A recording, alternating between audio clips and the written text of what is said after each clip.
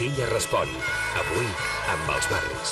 El meu govern continuarà treballant per millorar els barris de Catalunya, aplicant la llei de barris, fent possible la rehabilitació dels 100 barris de Catalunya que més ho necessiten, construint habitatge assequible, habitatge de protecció oficial, 25.000 de compra, 25.000 de lloguer, i treballant per millorar la seguretat dels nostres carrers.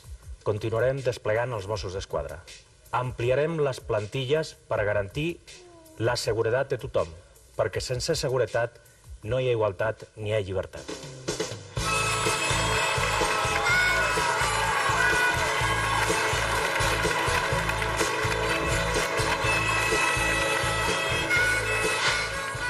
Montilla, president, ningú no farà més pels catalans.